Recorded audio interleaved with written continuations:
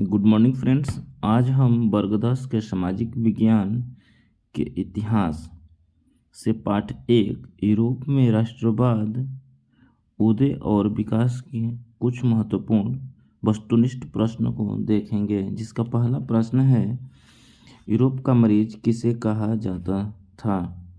Europe का मरीज किसे कहा जाता था? तो ऑप्शन ए में दिया गया है तुर्की, ऑप्शन बी में इटली, ऑप्शन सी में इंग्लैंड, ऑप्शन डी में फ्रांस। तो कौन सा ऑप्शन आपका सही हो जाएगा? तो ऑप्शन ए जो है करेक्ट आंसर हो जाएगा, तुर्की।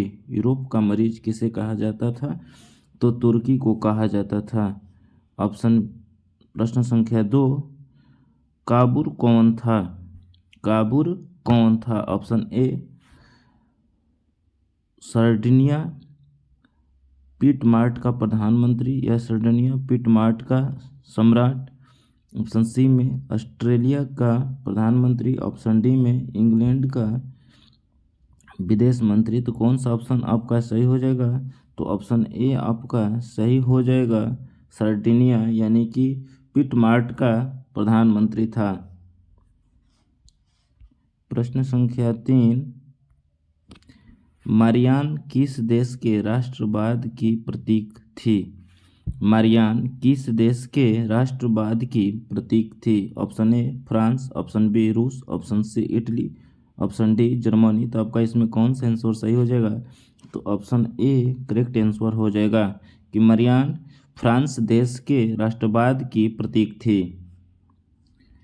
प्रश्न संख्या 4, यंग यूरोप का संस्थापक कौन था? यंग यूरोप का संस्थापक कौन था? Option A Mazzini, option B Garibaldi, option C Victor Emmanuel, option D Mussolini. तो कौन सा आंसर आपका सही हो जाएगा?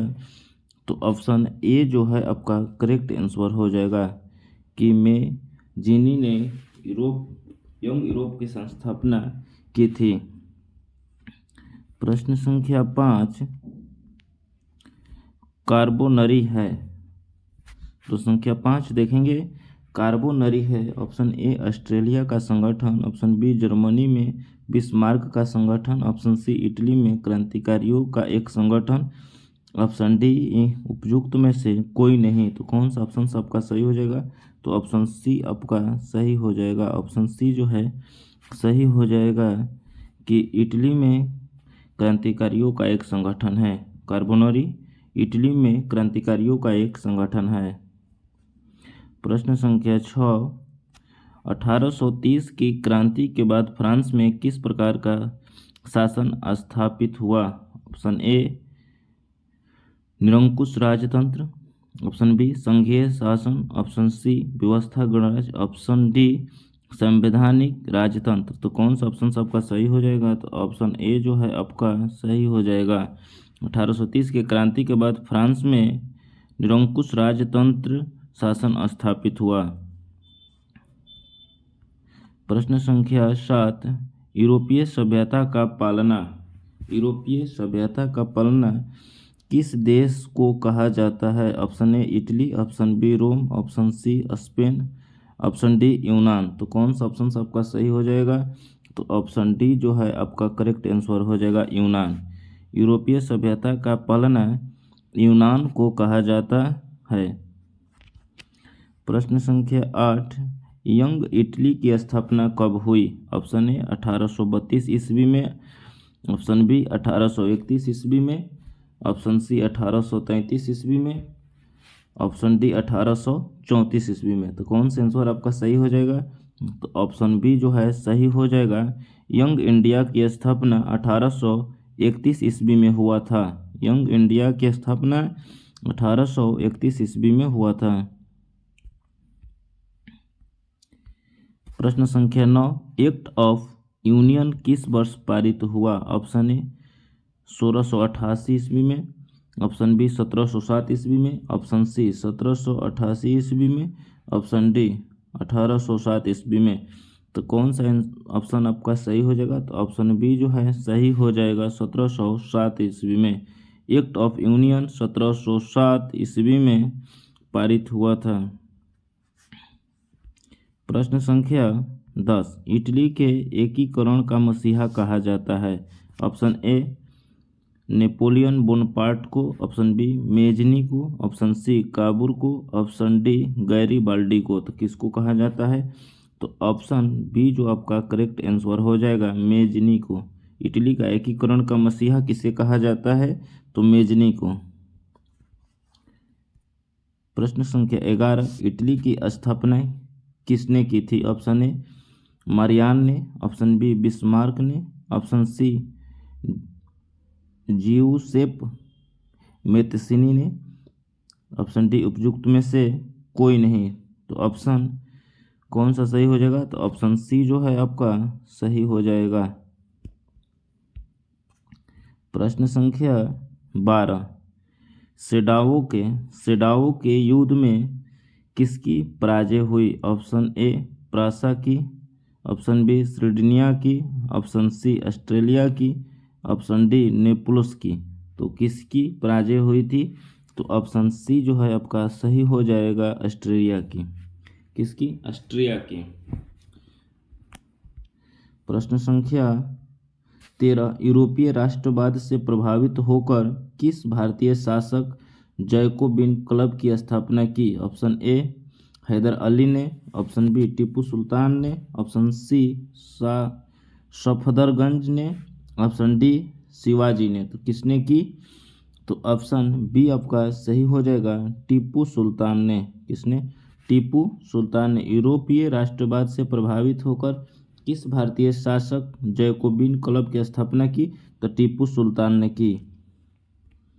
प्रश्न संख्या 14 1789 की क्रांति के समय फ्रांस का सम्राट था लुई 16वीं, लुई 15वीं, लुई 14वीं और लुई 17वीं। तो कौन सा था?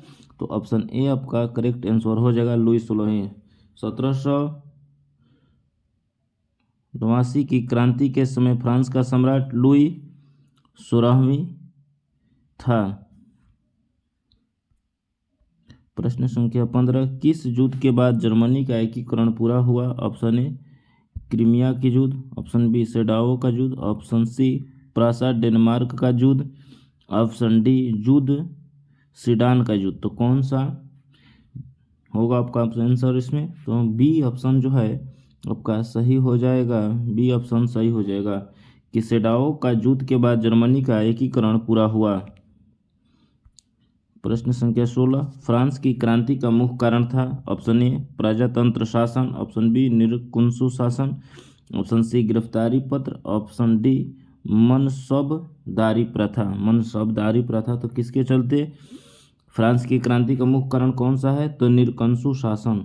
कौन सा है? निरंकुश शासन। फ्रांस की क्रांति का मुख्य कारण निरंकुश शासन है। प्रश्न संख्या 17 फ्रांस की महिलाओं को मताधिकार प्राप्त हुआ? ऑप्शन ए 1848 ईस्वी में, ऑप्शन बी 1945 ईस्वी में, ऑप्शन सी 1804 ईस्वी में, ऑप्शन डी 1805 ईस्वी में। तो कौन सा ऑप्शन आपका सही हो जाएगा? तो ऑप्शन बी आपका करेक्ट आंसर हो जाएगा, 1945 में। 1945 में फ्रांस की महिलाओं को मताधिकार प्राप्त हुआ। प्रश्न संख्या 18 नेपोलियन ने जर्मनी में किस संघ की स्थापना की? ऑप्शन ए ट्रांसपेंडेंट संघ, सी से प्लाइन संघ, ऑप्शन सी राइन संघ, इनमें से किसी की नहीं। तो कौन सा ऑप्शन आपका सही हो जाएगा? तो ऑप्शन सी आपका सही हो जाएगा, राइन संघ। नेपोलियन ने जर्मनी में राइन संघ की स्थापना की। प्रश्न संख्या 19 मेजनी का संबंध किस संगठन से था? ऑप्शन ए लाल सेना, option B Carbonari, option C Filiki Hetairia, option D diet. तो किसके साथ इसका संगठन था? तो ऑप्शन बी जो है करेक्ट आंसर हो जाएगा, कार्बोनरी के साथ। प्रश्न संख्या 20 नेपोलियन बोनापार्ट फ्रांस का सम्राट बना था, यानी कि कब बना था? तो ऑप्शन ए 1848 ईस्वी में, ऑप्शन बी 1946 ईस्वी में, ऑप्शन सी 1804 ईस्वी में, ऑप्शन डी 1805 ईस्वी में। तो कब बना था? तो 1804 ईस्वी में बना था। नेपोलियन बोनापार्ट फ्रांस का सम्राट कब बना था? तो 1804 ईस्वी में बना था, 1804 ईस्वी में बना था।